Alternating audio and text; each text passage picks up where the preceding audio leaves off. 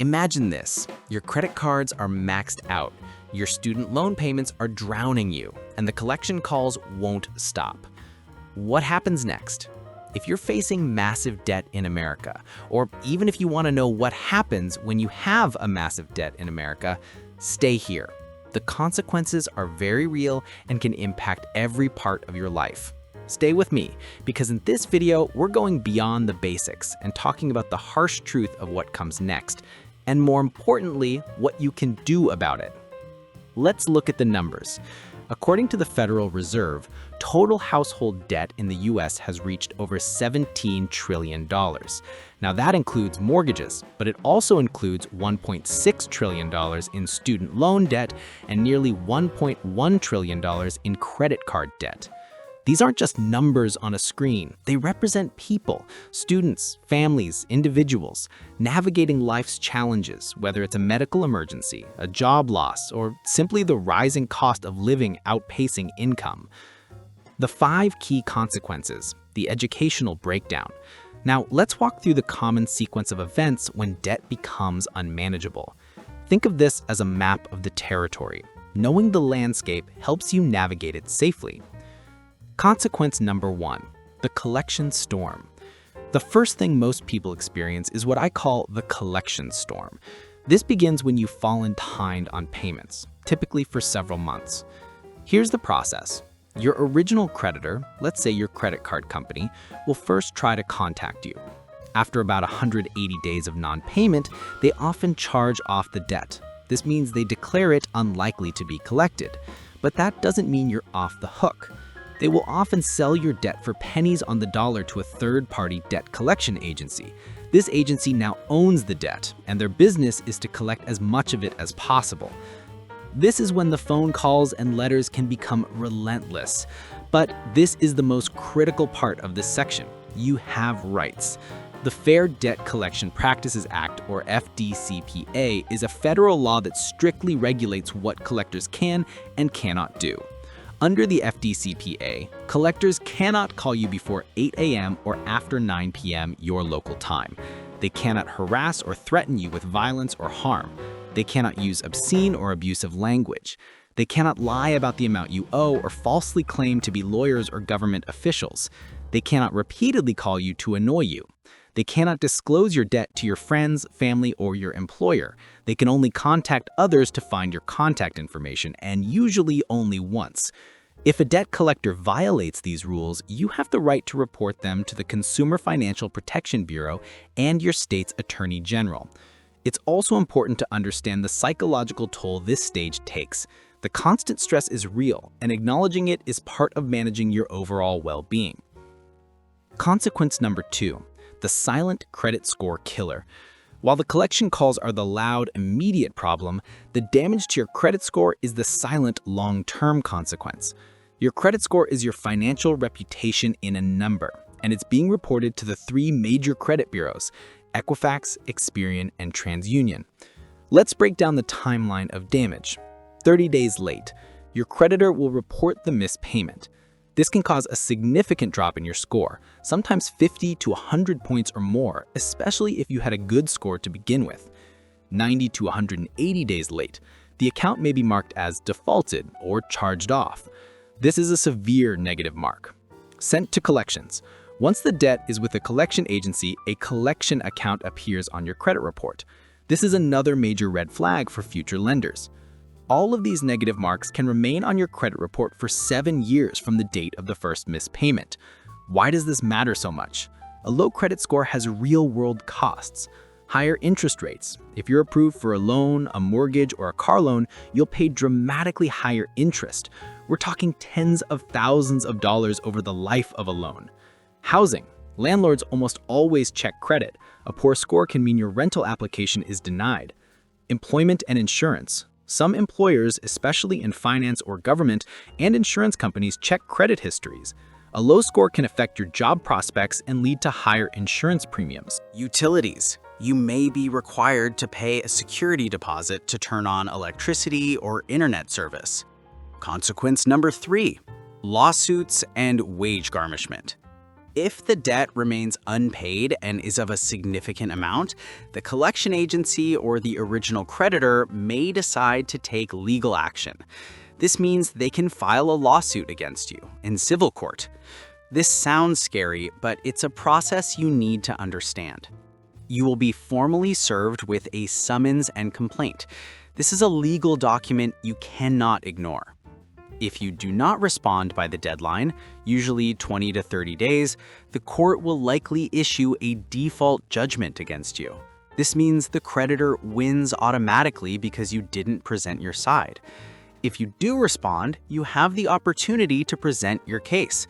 You might challenge the validity of the debt or negotiate a settlement before the court date. Once a creditor has a judgment against you, they have powerful legal tools to collect. Wage garnishment. The court can order your employer to withhold a portion of your paycheck, up to 25% of your disposable earnings under federal law, and send it directly to the creditor. Bank account levy.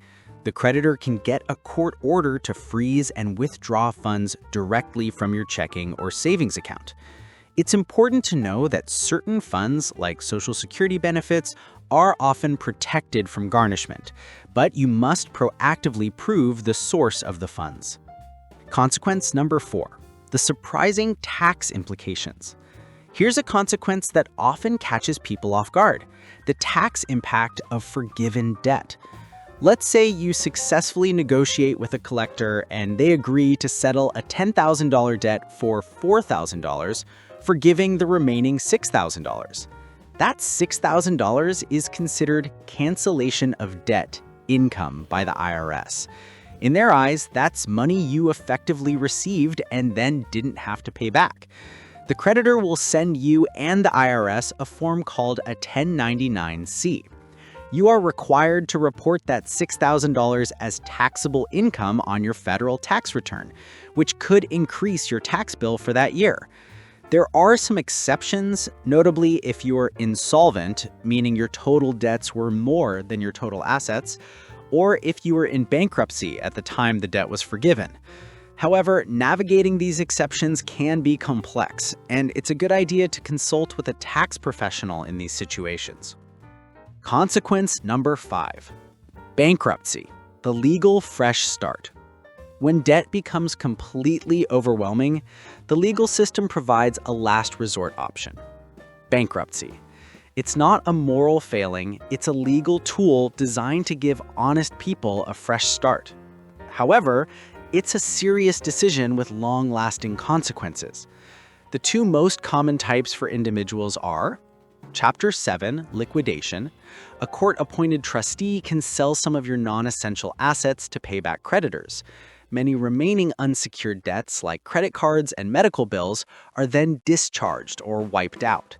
This process is relatively quick, but has a severe impact on your credit. Chapter 13, reorganization. You propose a 3 to 5 year repayment plan to pay back a portion of your debts while catching up on payments under court protection. This allows you to keep your assets, like your home or car, while catching up on payments under court protection. A bankruptcy filing will remain on your credit report for up to 10 years, Chapter 7, or 7 years, Chapter 13. It will make it very difficult and expensive to get new credit for many years. Importantly, bankruptcy does not erase all debts. Obligations like child support, alimony, most student loans, and recent tax debts are generally not dischargeable. Filing for bankruptcy is a major decision that should always be made with the advice of a qualified bankruptcy attorney. New section: the escape hatches. Do these common debt avoidance strategies actually work?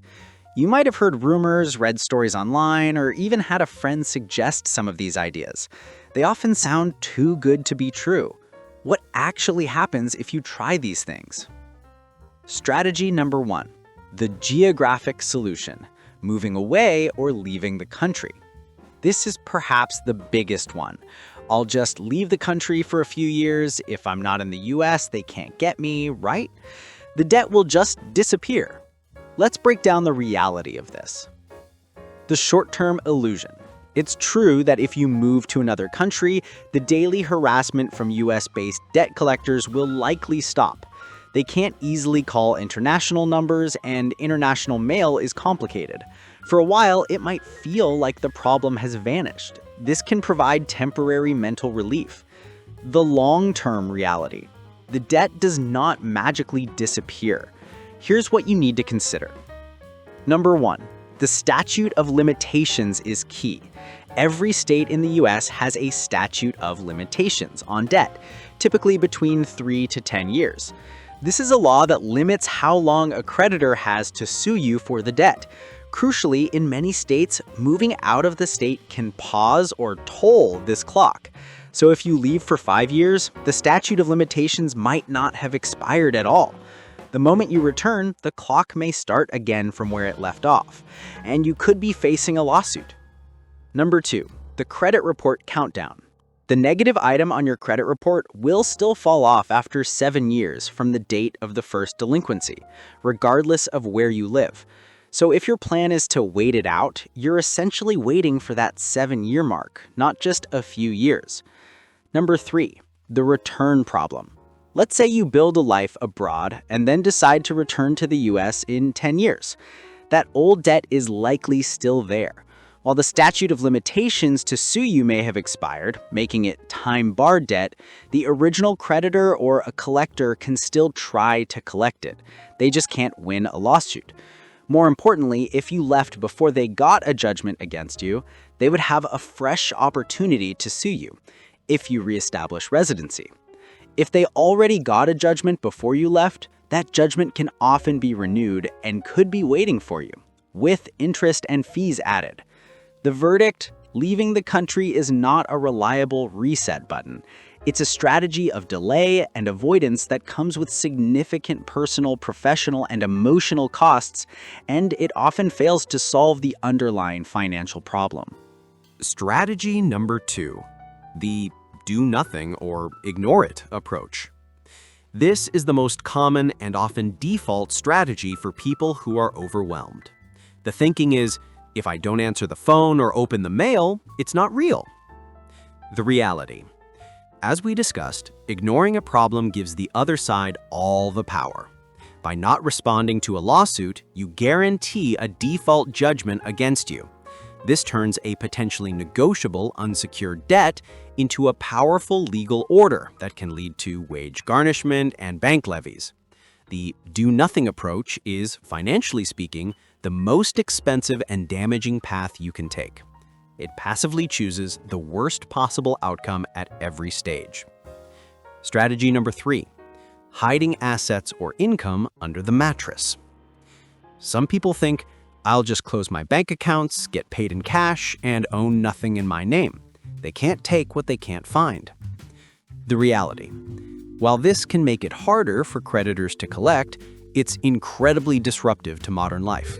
You can't get a mortgage, a car loan, or even a secure way to save money. Furthermore, if a creditor suspects you are deliberately hiding assets to avoid paying a debt, especially after a judgment, it could be considered fraud. This strategy essentially forces you out of the formal financial system, creating a different set of major problems and limitations. So, if these escape hatches are largely myths or lead to worse outcomes, what should you do? The answer isn't sexy or quick, but it's real, it's responsible, and it actually works. Let's build your real step-by-step action plan right now. Your practical 4-step plan to conquer debt. It's about a clear, methodical plan. Follow these 4 steps. Step 1, the financial triage. Face the numbers. This is your essential first move. You must know your enemy. Set aside 1 hour and list every single debt in one place. Creditor name, total balance, interest rate, APR, this is key, minimum monthly payment. Why this works? This act alone transforms anxiety into clarity. A vague, scary feeling becomes a defined list of numbers you can actually manage. This is your strategic map. Step 2. Choose your attack method, the psychology versus the math. With your list, you can now choose a proven payoff strategy. Don't overthink this, just pick one. The debt snowball, for motivation. Order your debts from the smallest balance to the largest. Focus all extra payments on the smallest debt while making minimums on the rest. Once it's gone, roll that payment to the next smallest. The benefit? You get quick wins. The psychological boost of completely paying off debts keeps your motivation high for the long haul. The debt avalanche. For efficiency, order your debts from the highest interest rate to the lowest. Attack the most expensive debt first with all extra cash. The benefit? This is the most mathematical approach. You will pay less in interest overall and get out of debt slightly faster.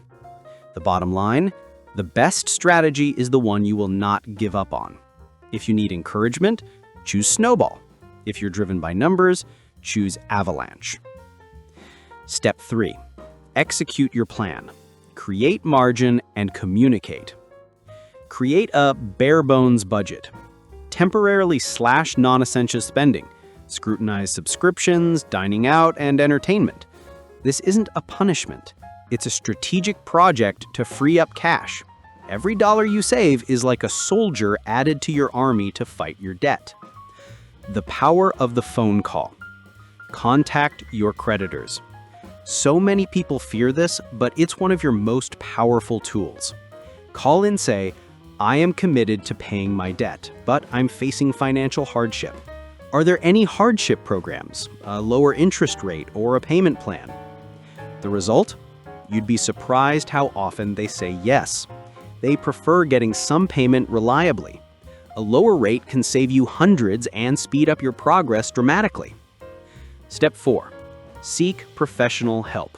It's a sign of strength. If your debt is too overwhelming to handle alone, it's not a failure to get help. It's a smart decision. Nonprofit credit counseling. Contact a reputable organization like the National Foundation for Credit Counseling, NCCC. A certified counselor can review your finances and may set up a debt management plan, DMP. They negotiate with creditors for lower rates on your behalf, and you make one single monthly payment to them. This is different from risky debt settlement companies. Consult a bankruptcy attorney. If you're truly buried, get a professional opinion. Most offer free consultations. This doesn't mean you will file, but it allows you to understand all your legal options with an expert. Knowledge is your power. Remember, the journey out of debt is a marathon, not a sprint. Progress, not perfection, is the goal. You started this journey by seeking knowledge, and that was the bravest step. You now have a clear plan. Take that first step today. I know you can do this.